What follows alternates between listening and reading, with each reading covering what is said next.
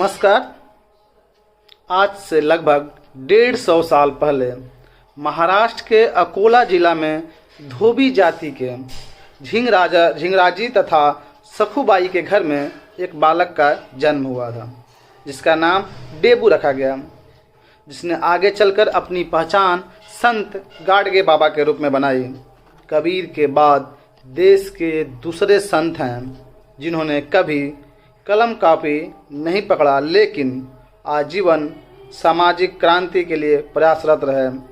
23 फरवरी 1876 को एक गरीब परिवार में जन्मे संत गाडगे बाबा ने 1 फरवरी 1905 को आजीवन बाहर रहने का संकल्प लिया, यानी सामाजिक परिवर्तन के लिए मात्र एक फटी पुरानी धोती लपेटे, एक हाथ में मिट्टी का बर्तन तथा दूसरे हाथ में छड़ी लिए अपने घर गृहस्थी को त्याग दिया। उन्होंने बचपन में अपने पिता को शराब और अंधविश्वास के कारण खोकर गरीबी व त्रासदी को झेला था, इसलिए उन्होंने संकल्पित होकर समाज सेवा व समाज सुधार का काम किया। गरीबों, दीन दुखियों एवं बेसहारा लोगों की सेवा करना और समाज से धर्मांधता, धार्मिक कर्मकांड, मूर्ति पूजा, मिथ्या रीति रिवाजों, अंधविश्वास, झाड़ फूंक, नशाखोरी एवं विवाह व श्राद्ध कर्म जैसे पारिवारिक आयोजनों में फिजूल खर्ची को रोकना ही उनके जीवन का उद्देश्य बन गया था।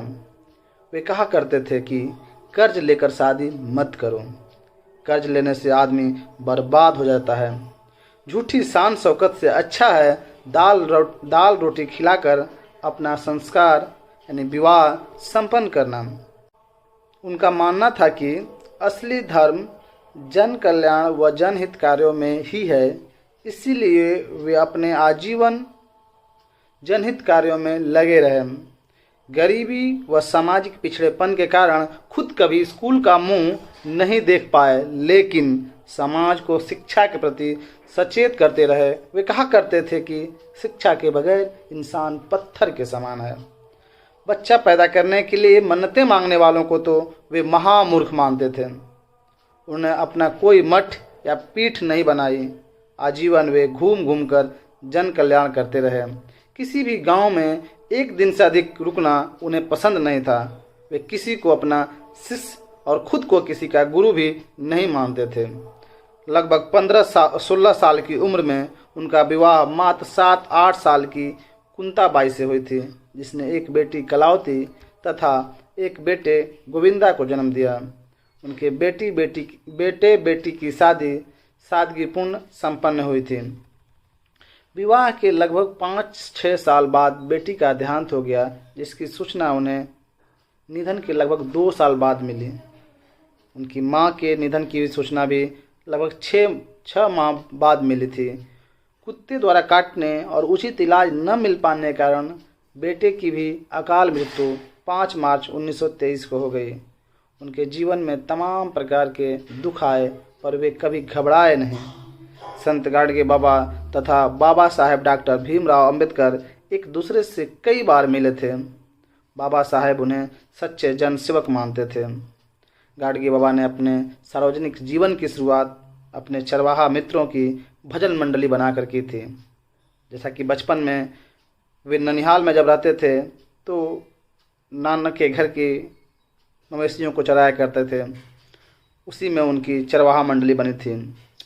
डॉक्टर विमल कीर्ति के अनुसार एक बार काशी में उनकी मुलाकात मालवीय जी से तथा एक ही मुलाकात सेवाग्राम में गांधी जी से भी हुई थी। उनके जीवन त्याग को दोनों लोगों ने सलाम किया था। उन्होंने पंढरपुर में अछूतों के लिए धर्मशाला भी बनवाया था, जिसे बाबा साहेब के अधीन कर दिया था।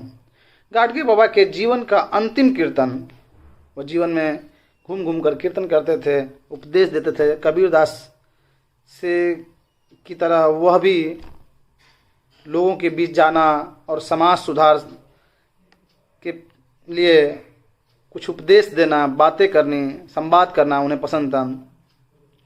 गाडगे बाबा के जीवन का अंतिम कीर्तन 8 नवंबर 1956 को बांद्रा पुलिस स्टेशन में पुलिस द्वारा आयोजित किया गया था। 20 दिसंबर 1956 को संत गाडगे बाबा इस दुनिया को अलविदा कह गए। ऐसे क्रांतिकारी जन सेवक एवं त्यागी महापुरुष को सत सत नमन करता हूँ।